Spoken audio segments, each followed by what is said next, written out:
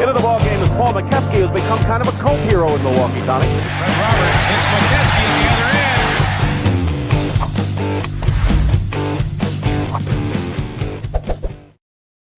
end. And good evening, everybody. Welcome to the latest edition of We Got Next. And that means it's time to introduce my great friend, Paul McKeskey, former Milwaukee Bucks center. I'm Ricky Hampton.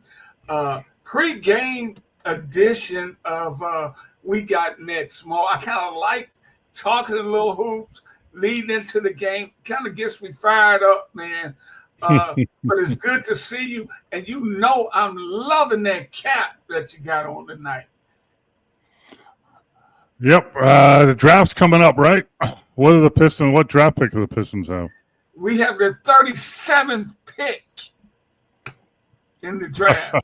Oh, sorry. Because we won 44 games, we gave up our first-round draft pick. I forgot who gets it. Well, never mind about that then. Yeah. and hopefully we'll get a chance to talk a little bit about draft picks before we get out of here. But Paul, let's just start. We got Game 5 tipping off a little later tonight, and we want to take a good look at that and get your thoughts of help us understand what we need to look for. But I want to look back with you.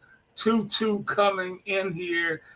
You know, you said this wasn't going to be easy, and it hadn't been easy. Each team has won on the other's home court. Your thoughts on where we are through 4 games? Well, we're exactly where I said we were going to be. I told you it was going to be a tight series. I told you it was going to go back and forth. I told you that no team has a great advantage over the other team, except that OKC is probably a little bit more talented than Indiana. And I told you it's going to be OKC in 7. So we're right where we're supposed to be. Yeah, that's what he said, folks. And no, go ahead, Paul. You want to say something else?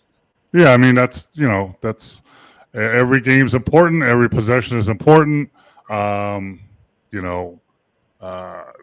teams go deep into their bench.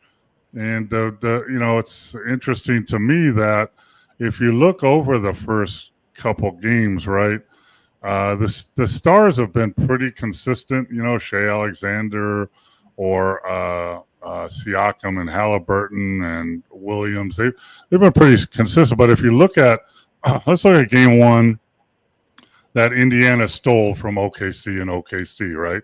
Right. So everybody played pretty well. And then some guy named Toppin played 25 minutes and scored 17 points. Yeah. Indiana wins that game. Game 2, which OKC blew out Indiana, some guy named Caruso played 27 minutes and had 20 points. And then game 3, where Indiana won their first game at home, some guy named Maturin played 22 minutes and scored 27 points. And he hardly played in any of the other games. And then in game 4, that guy with the headband on, Caruso, played 30 minutes and scored 20 points. So pretty much if Caruso scores 20 points, I think OKC is going to win. But my point is those others, guys like that, you look at Toppin or Caruso or Maturin or whoever, they step up and can help you win games in series like this. Yeah, you're absolutely right, Paul. And I'm looking at the plus minus, and Caruso was plus 14, the highest number of any player in that last game. Did you put much stock in those statistics, plus minus of a player? Why would you? Plus minus is about 5 players on the floor at the same time. It has nothing to do with the individual. Right. So we've talked about this before, right? Plus minus has nothing to do with what you're doing. It doesn't. You get plus minus with the 5 guys that are on the floor at the same time. So if you're knocking down all these shots and I'm not doing anything, I get your pluses, right? If I'm doing what I'm supposed to do and you're playing like crap, I get your minuses. So plus minus means nothing. It means what group of 5 players are effective on the floor. That's the way coaches use it.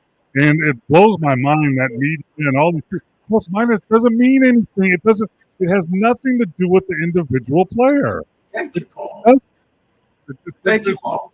It's about the whole team. I mean, it's, so, this guy's plus and this guy's minus. That doesn't mean anything. If I'm a coach and I'm looking at, that plus minus, who's on the floor together?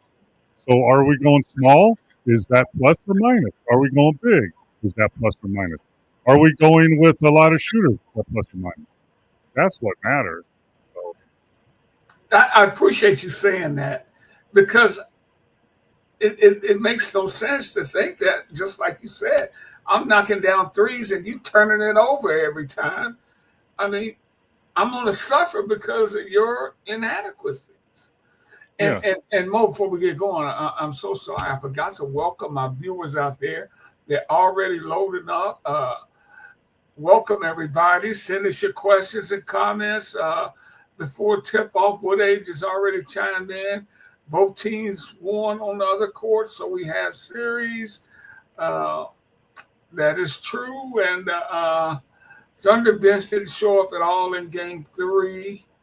Yeah, they got outscored by a high number in that game, Woodage. So, yeah, all those are accurate comments, and we want to hear all your questions and comments before we tip the game off tonight. Yeah, I love that you said that, Paul. Because here's what plus minus is. When I go in the game, it's what the score is when I come in the game and what the score is when I leave the game. Has nothing to do with what I did in the game. Yeah. So it's one of the most misleading, along with steals, one of the most misleading stats in basketball that people that don't know, what reality is, like the people that think, the game is really falling apart because of the analytics of the 3-point shot, don't understand the analytics of the 3-point shot. The analytics of the 3-point shot, I've said it over and over again, is the number 1 shot you get is a layup. Number 2 is you get to the free throw line. You're shooting free throws. Number 3 is a corner 3. Number 4 is any other 3, and number 4 is an out of paint, out of the lane 2. And that's what the real analytics are. Well, Mo, and totally with you on that. And you played 12 years in the league. If you get it and you're playing with a knockdown shooter like Steph Curry, you got a layup, but you see Steph open in the corner. Are you taking that layup or are you kicking it? Taking a layup. Okay. Taking a layup every time. What? It's 2 points. Steph is one of the greatest 3-point shooters of all time, and he misses over 50% of his threes. I don't miss 50% of my layups. No, I know. So I take the layup. I don't kick it out for a 3. Right now, if I got a shot blocker around me, Tree Rollins is hanging by me, waiting for me to try to lay it up. Then maybe I kick it out to Craig Hodges or someone like that. But no, I take the layup, a wide open layup. Take it every time. Yeah. So when you see guys do that though. So that's wrong. They're not playing. They're playing some other basketball. They're not playing analytic basketball. That's wrong. That's wrong. And if their coaches don't correct them and show them on film, then that's their fault. I mean, that's not the way to play basketball. Mo, do you think that's why some of these 3-point attempts get out to outrageous numbers, 40, 50 a game, because guys are passing up some of the easier shots to kick it outside? That's part of it, but also the other part is guys that shouldn't be shooting threes are shooting threes. Mo, that's why. Can I say it, Mo? I'm open, baby. Yeah, there's a reason you're open. You can't shoot. I mean, that's, so players that if you're not shooting 33 or percent from the three or more, you should not take threes. It's not a good shot for you. Sorry. When you coached, what did you tell your teams about those shots? Which shots? The threes. If you shoot over 33% from the three, you can shoot as many open threes that you want. Now, when you dip below 33%, you can't shoot those threes anymore. You can shoot a limited number of threes because you don't get, if you dip below 33% from the three, you don't get back up to over 33% by shooting 2 for 10. That you don't do that. You do that by shooting 2 for 3 or 2 for 4. So that's how you can shoot 5 threes or 4 threes, maybe. That's it. And that's how you get back up. Yeah. All my players knew that. I had them on the board. Every player that shoots over 33%, there's your name. And then every player shooting below 30%, there's your name. You can shoot, 3 or 4 threes a game. And you guys up there can shoot as many as you want as long as you stay above that line. I'm passing that little tip on to my son. Put them dudes on the board, man. Yes. You Why? Why are you shooting 3? You shoot 25% from the 3. Why are you shooting threes? It's not a good shot for you. Sorry. Yeah. How about create for somebody else? Your son should put that up on the board. I had it on the board all the time. If you're below this line, you can't shoot but 3 or 4 threes a game at the most. Yeah. Wow. Mo's just coming, brother, you coming out of the box banging tonight, man. I'm tired of bad basketball, man. Stop shooting threes if you're a bad shooter. Speaking of bad basketball, Chris asked, how does the Pacers play? I think it was Mathurin missed 3 free throws at the end of game 4. Is that because he's a good shooter, Mo? Is that pressure? Pressure, routine, focus, all that. I mean, that's why you have a routine. That's why you practice your routine every day. So instead of thinking about, it's the fourth quarter, I need to make your free throws. If you're thinking about that, you're going to miss more than you're going to make. If you focus on, I'm going to do my routine, and then with confidence release the ball like I always do, then better things are going to happen.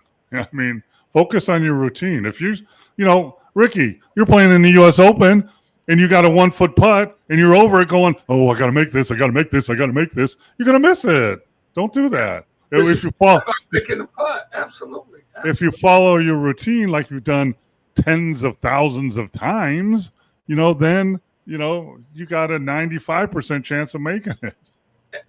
Chris, you on point, brother. Mo is on fire. We're just getting started, man. Marcus is checking in. Fellas, what's up? I think the Pacers are done. As Miles Turner ain't stepped up, and Halliburton is more like Halle Berry. You're horrible, man. In there, brother. Yeah, I mean, what do you think about Turner's play so far, though, Paul? I mean, he is what he is, right? He's a stretch 4-5. So, he's blocked some shots, but he is what he is. He's not going to change, right? So let's see. He's played 28 minutes, scored 15 and got 9 rebounds. He played 27 minutes, had 16 and 4. He played 30 minutes in game 3. That was his bad game. And he only had 9 points and 2 rebounds. Then game 4, he played 30 minutes, had 12 and only 2 rebounds. So, he is what he is. He's not a great rebounder anyway, but he's usually a better shooter. But, in the playoffs, things intensify. And there's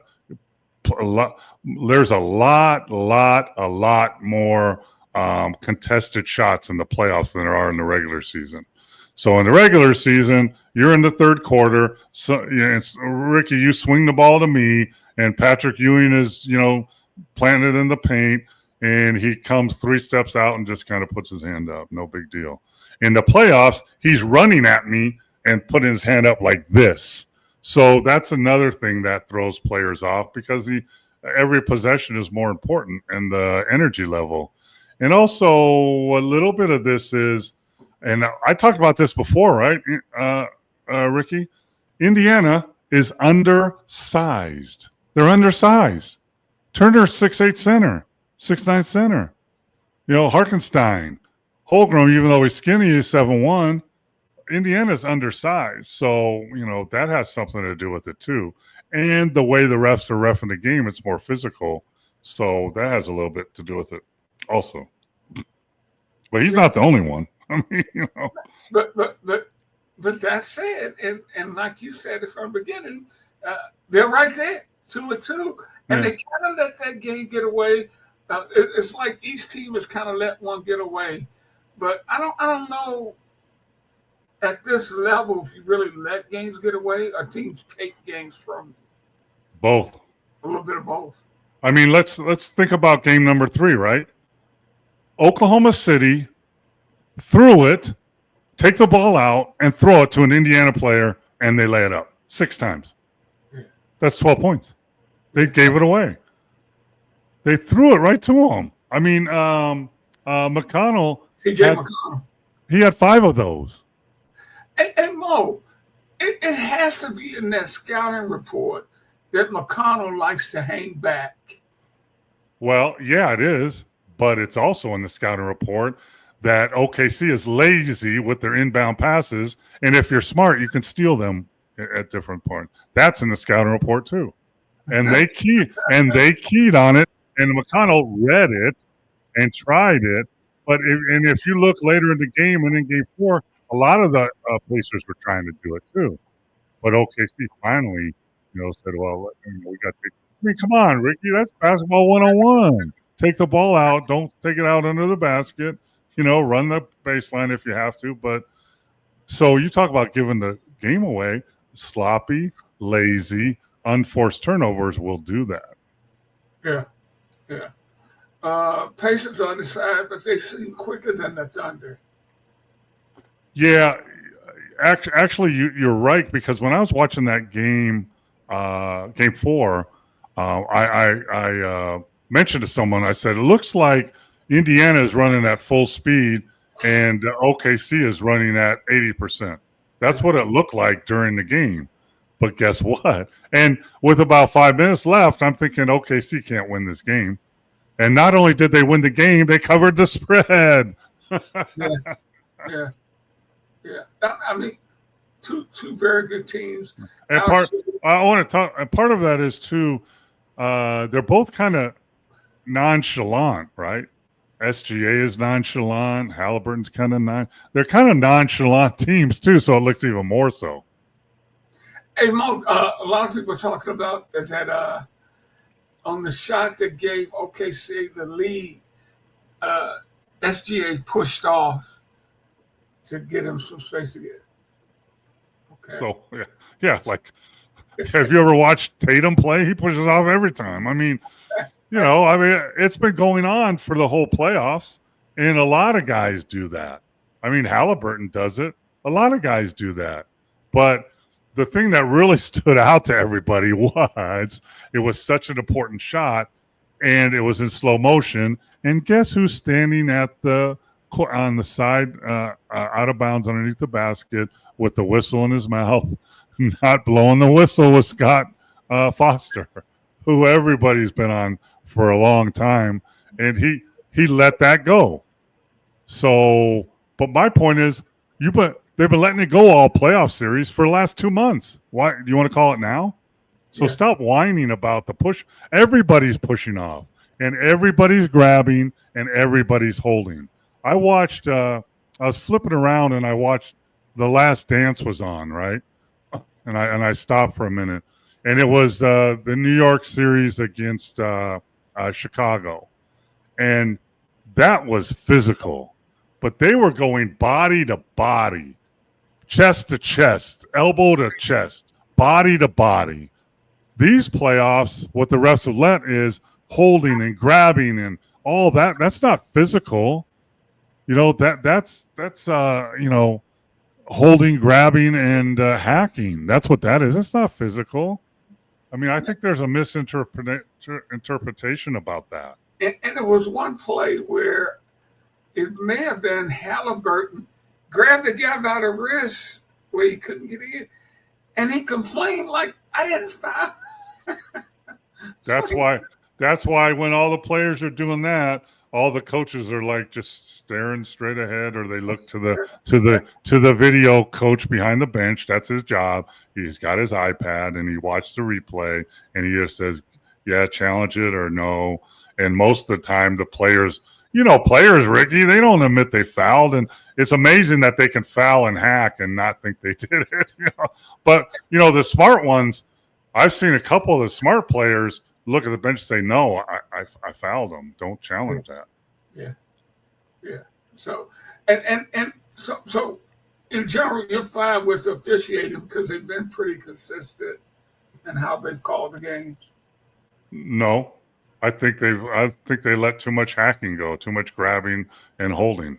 I think it gets the game out of hand, and that's why players are pushing off because they have to get the guy off them. Stop grabbing me. Stop holding me. So, it's people are liking it, playing like that, but that's not physical play. Physical play is taking charges or meeting someone at the rim, with your chest, or, even going shoulder to shoulder. It's not grabbing and holding and, because now, I pretty much reviewed game 4 like I would as a scout kind of. And one thing I noticed is because of the holding and grabbing, and because both these teams, Indiana and OKC, will throw full court pressure at you a lot, right? So there's bigs and wings setting picks in the back court for the ball handler. Way in the back court to get him free up with all this holding, grabbing, and everything. And if I'm watching film and I'm OKC or Indiana, and I watch film on the plane coming back or whatever, I'm going to go to the head coach. I say, "Hey, coach, listen, when it gets into the fourth quarter, I've noticed this. All these guys are setting these picks in the back court, way in the back court. Why don't we trap it?" Because when they're setting those picks to free the guy up, you only have 8 seconds to cross half court. You have 8 seconds, right? And they're crossing the court at 7, 8 almost. If we trap them one time in the fourth quarter, we'll get an 8-second call, and it'll surprise them. Don't back, because the guy setting the pick, his defender's way back at half court. Get up on them. Maybe trap them. Make them make another pass. You get some turnovers that might win you a game now. Yeah, absolutely. Hey, Mo, for each team, who would you like to see step up tonight? Let's start with the visitors from Indiana, and then we'll go to OKC. An individual player?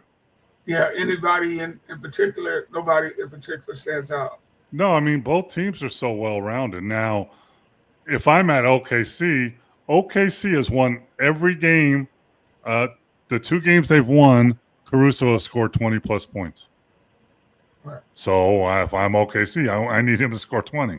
But he's been playing great. He does everything. But, I mean, it's, Siakam, Halliburton, those guys are going to do their thing. And then, if Toppin or Maturin or McConnell can affect the game. But they have been.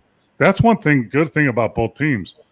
They have their starters, and somebody else kind of steps up. It could be a McConnell. It could be Caruso. It could be somebody. And here's the thing. Coaches, like if I'm coaching, I have my 8-man rotation. I have my 8 guys, right? I have my starters. I have a backup guard. I have a backup wing, and I have a backup big. I got 8 guys. But if I have a deep team, I have 9, 10, and 11, and sometimes even 12. Those guys, if I'm confident, I can throw them, I can play them, and now they're gonna dictate how much I play them. So if McConnell comes off the bench like he did in game 3 and disrupted everything and scored, usually he's going to play 10 to 12 minutes. I'm going to play him 25 minutes, 20 minutes. And then Maturin, you're not going to play. But if Maturin steps up, then so you have those options right there. I'm going to see how the game flows, right? So if Toppin's playing good, he's going to play more minutes. If McConnell he is. Like for OKC, if Caruso is playing good, he's going to play. Wiggins might step up. Wallace is stepping up. So you got that leeway because you have that depth. Yeah. Steve says he's seen a lot of your videos on YouTube, some of your instructional videos, I believe. Yeah, I have it's on YouTube. I talk about post play, low post, mid post, high post, pick and roll stuff. I love the game. I mean, I'm sick enough to break down game 4 of the last game as if I was scouting the game. So, I might be a sick individual because I have it right here. So I'm gonna game mode. That's all. So I'm gonna test. So I'm gonna test you then, Ricky. So, in game 4, how many actual plays, like setup plays, do you think the Indiana Pacers ran? Now, you got to think they're up tempo. Both games are up tempo. So you're looking at probably 115 to 120 total offensive possessions that each team had in the game. So out of those 115, how many plays do you think they ran? 15 to 20. You're absolutely 12. They ran 12 plays, right? 12, not 12 different plays, 12 plays. All right.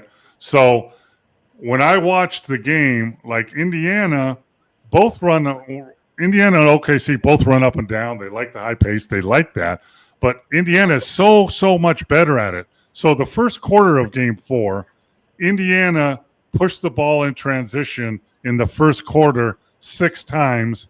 They hit 4 threes. Out of those 6 times, they're just pushing the ball and getting open threes, right? So if I'm Indiana, I want to do that more. So if you look at let's go to OKC. How many plays do you think they ran?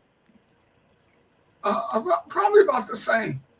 No, they ran 20 to 23. They run a little more play action. Indiana is more fluid, and I call it open, as like drawing kick and motion.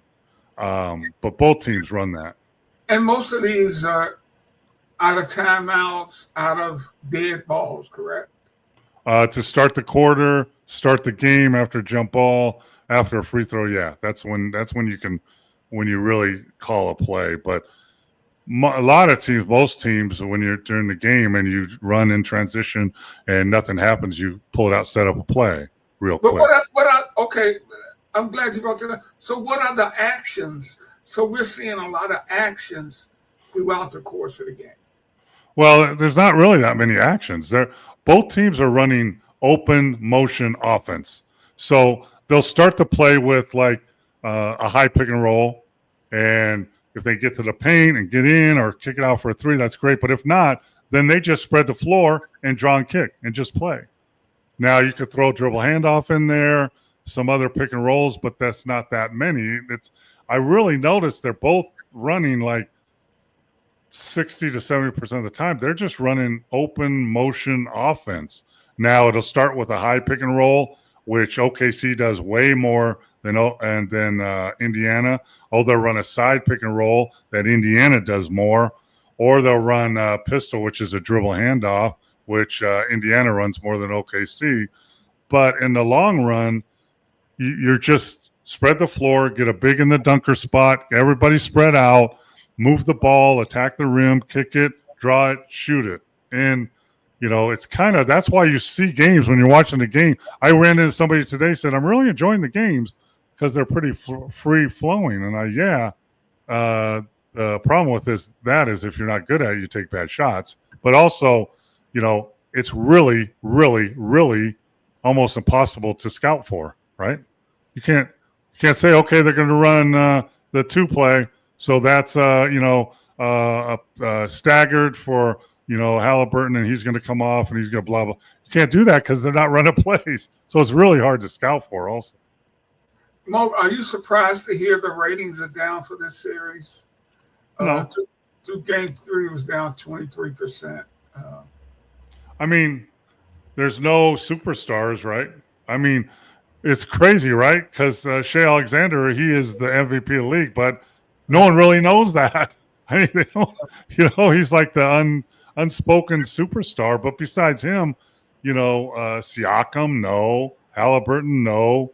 Williams, no. So there's no LeBron, there's no Curry, there's no even anybody along those lines. So most fans, Tatum, or they don't. That doesn't register to them. Superstar players are more important to most of the average fans than good teams, because actually these are really two good teams. But LA's not in there. New York's not in there, so all the big markets are out. So, it doesn't surprise me. It's sad. It's sad, but. Well, it would help if ESPN and some of these networks would show other teams besides Boston, LA, and Golden State. Well, Ricky, it's always been like that, man. Come on. Lakers, Bulls, Celtics, Pistons for a little while. It's always been like, but you can watch anybody on any night. You can watch any team you want. They're on somewhere. So it's just that's, and there's there's other stuff going on. People have, and they're not getting the casual fan too, who only tunes in to see the big name guys play. Hey, Mo, we're heading towards tip-off, but I wanted to – it was a big trade, I guess. Desmond Bane, the Grizzlies sent Desmond Bane to the Magic. The Grizzlies get KCP, Contavious Caldwell-Pope, Cole Anthony, the Grizzlies they get the Mavs 16th pick in the draft, and 4 other first-round picks from 26 to 30 for Desmond Bane. Your thoughts, man, on losing all those first-round draft picks? Who cares? I mean, draft pick, unless you're a lottery, draft picks are just assets for trades, and that's what they used. And so what it tells me is, Desmond Bane he's a good player, right? I think he averages 17 points a game. He's one of he might be the best 3-point shooter per shots or something. He's really good 3-point shooter, which Orlando needs, right? So it looks like Orlando is kind of making a run at the East because Cleveland, are they gonna? I mean, they were supposed to be the team. They're not really. Boston's playing without Tatum for most of the year.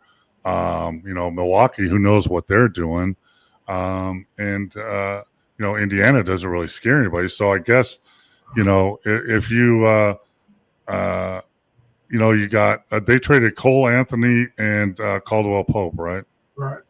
They had to do that salary wise because Caldwell makes 22 mil and Cole makes 12, so that's 34 million, and I think Bane makes 40 million, I think. So that's why they had to throw in those other draft picks. But so now you're looking at Jonathan Isaac, Banchero, who's a really, really good player, Wagner, who's really good, Suggs is really good, but that's so they're banking on that team can make a run at the East. And, I think any of those draft picks are going to be anywhere from the 20th pick to the 30th pick. So, what kind of player do you get for them? So, I mean. And Memphis said they are not trading John Morant or Jaren Jackson. It was just a move they thought they could make with Baines. There was some discussion that Morant might be available but that is not the case. So what do you think about that? What do you think is going to happen? He's going to get traded. I think there's about 2 weeks before the draft or whatever. One of those dudes that could get traded. Watch. This is the kiss of death.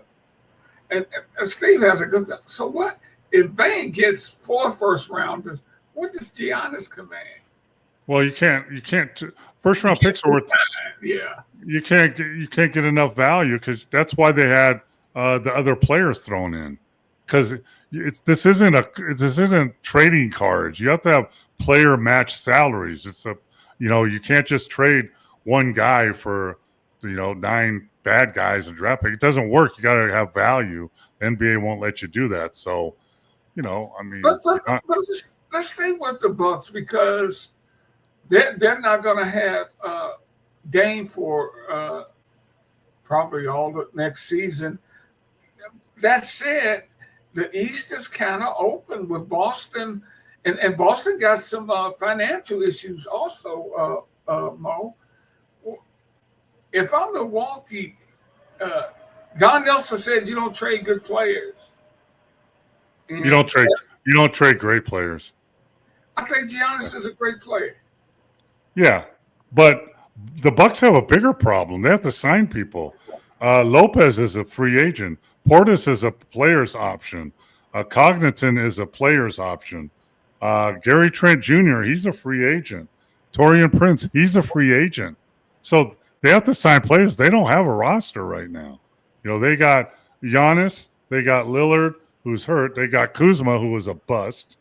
And then they got AJ Green and Chris Livingston. They don't have a roster right now. So, I would look to them. I don't think they trade Giannis, but they're going to be involved in, doing some stuff. I think Steve is pretty accurate about Lillard. He hadn't done zero. He hadn't had the impact that people thought he would have. Yeah, I mean, he's been hurt too. And when he wasn't hurt, Giannis was hurt. So how are you going to judge that? And then when he came on board, Middleton was hurt. So it's hard to judge. I mean, Lillard is what he is. He's a scorer. He's a little guard that can't defend. That's what he is. But you know what? When you look back, I was heartbroken when they let Holiday go, but Holiday was pretty non-existent in the playoffs this year. So who's to say? Right. And we talked about last week, Kevin Durant. The Knicks reportedly rejected an offer for Kevin Durant, and Minnesota has no interest, so they say, in Kevin Durant. And I know, Mo, as you always say, you can't believe anything these teams are saying at this point in time. I mean, you pretty much believe the opposite of what they're saying because it's all about negotiation. So I'm not going to – if you're playing poker, I'm not going to show you my hand. I'm going to try and bluff you. I'm not going to show you my hand. We got to play a hand. Well, in the NBA, you got to make deals, and you can't say, well, we're not trading this guy and this guy. Bull crap. You're just lying. Every GM, everything you hear out of the GM's mouth or a player personnel guy, they're 90% lying right now because they're trying to make deals. Who believes if I'm sitting across you and we're playing poker, Ricky, and you say, hey, I got a full house. Do I believe you have a full house? No. So come on, man. No. And Bob, you were talking about some of the instructional videos you do. Back in the day, there was a guy who did the big man camp. It was some guy that was. Yeah. Oh man. He was out west, I believe. Yes, I can't think of his name right now. Shoot. Yeah, he did big man camp in L.A. and he did it in Hawaii. Did you ever go to that? I went to that and observed one year because I couldn't get in. Okay. God, what's his name? Newman? Not Newman. Oh, shit. No. Yeah, Pete Newell. Now, what made him an expert on big man? Thank you, Linda. Yeah, she is listening. Good boy. She knows I care. Between us, we got a great memory. Yeah.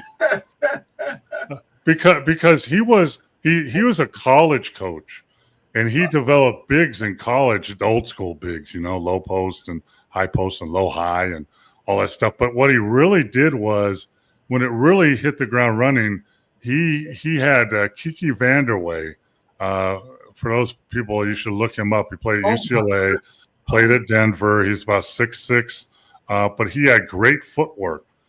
He'd get by you on his first step. He did pivots. There was no 8-step back. There wasn't any of that. So they call traveling on that. So you had to have really good footwork to be able to get your shot off. And then they had another big, Kermit Washington, who went to that every year, and he was a low post guy. So Kiki was the high post guy. Kermit was the low post guy, and they really focused on footwork, which most coaches and teams didn't do back then. And then they got the best players to come. Olajuwon or all those guys went. And what it did was you learned footwork. You had conversations with other coaches, with other players. What do you do, with this, and how do you make this move, and how do you spin around people, Moses Malone, and stuff like that. And the coaches were there, so you got different ideas. And also, Pete Newell was a guy that listened to players. So if Kiki Vanderway said, you know what, I use that old rocker step, but then when I go with my left foot, I cut in front of the guy and I pivot this way. He would implement it in the drills. So younger players were learning from older players, not just coaches. Yeah.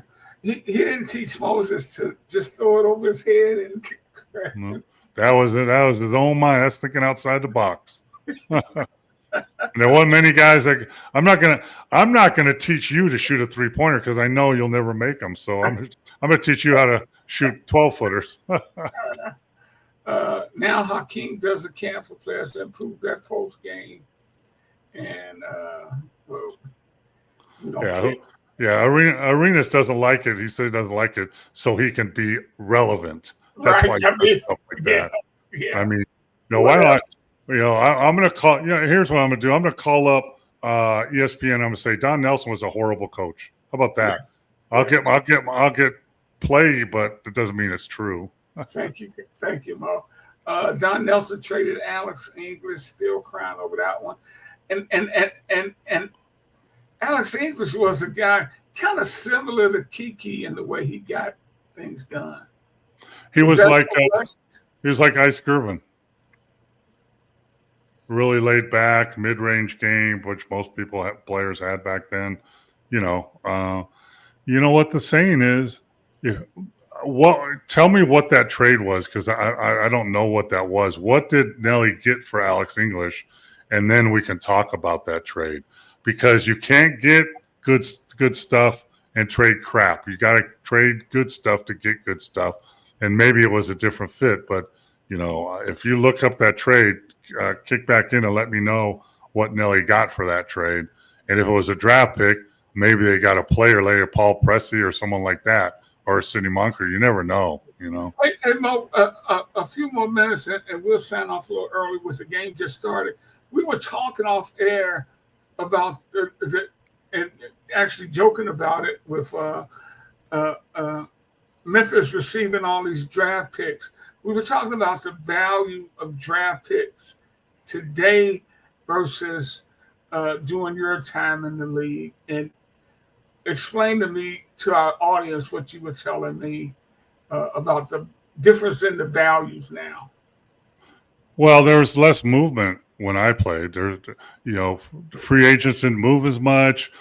Players never demanded trades for the most part. Now every NBA player demands trades and sit out like Ben Simmons or someone like that. So that never happened. So like when I was in Milwaukee, we always had great seasons. So but we never got to the finals. But we can never get better in the draft because we're always middle of the road. So we pick middle of the road guys. That's because that's what it was. Right. Hey, Mo, final thoughts on the game tonight. Who you like? If Caruso scores 20, I like OKC. I think, it's interesting because, like was pointed out early in this show, both teams have won on the other person's home court. But when you think about it, both home courts seem to be a huge advantage to both teams because they're so loud and into the game, right? So that's just intriguing to me. But I mean, when I looked at the game, OKC, if they get back, stop Indiana in transition, don't turn the ball over, and take good shots, I have OKC.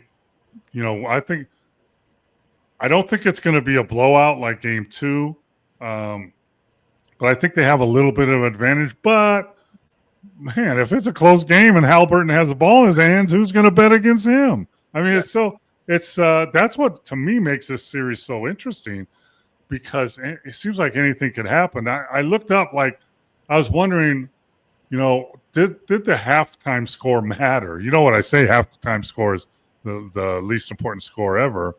And really, when you look at it, it didn't. I mean, in Game 1, OKC had the game. They controlled it for 49 minutes and 30 seconds and lost the game. And then Indiana had control of Game 4 and then lost it in the fourth quarter. I think they got outscored 31-17 or something like that. So the game is never over. There's only been one blowout. The scary thing we talked about before, Ricky, is OKC hasn't been in that many close games throughout the season or the playoffs. They have now, and they've lost one, and they've lost 2 and won 1 close game. So it's going to play interesting. It's going to be interesting. Alex played 2 years for the Bucks, left Milwaukee as a free agent, went to the Pacers, and later to Denver for George McGinnis. Yeah, so I guess Alex English signed as a free agent. Was it a trade or no? I don't know. We'll dig more into that. But Mo, you said from the beginning of this 7-game series, and that looks like where we're headed with this. Yeah, I think barring a major injury, here's the thing to look at tonight. Holmgren twisted his ankle really bad in Game 4 early in the game and played through it and was a big factor. But playing through an ankle, it really rolled over bad. You have your adrenaline going and you're playing the game, but now you got to go home. You got to get on an airplane. You got to ice it as it swell up. I would look at Holmgren early in this game and see how he's feeling, because that could be a factor. But like I was going to say, barring major injuries, I just think OKC is just a little bit better than Indiana, and they have the home court in Game 7. And home court in Game 7 is different than home court in Games 1 and 2 or home court in Games 3 and 4. It's just different. Game 7 home court is a big, big advantage, I think. Yeah. Hey, well, we're going to get out of here. Enjoy the game, everybody. We'll see you next Monday. For my great friend Paul Mokeski, I'm Rick Hampton. Peace, everybody. Thank you. Later.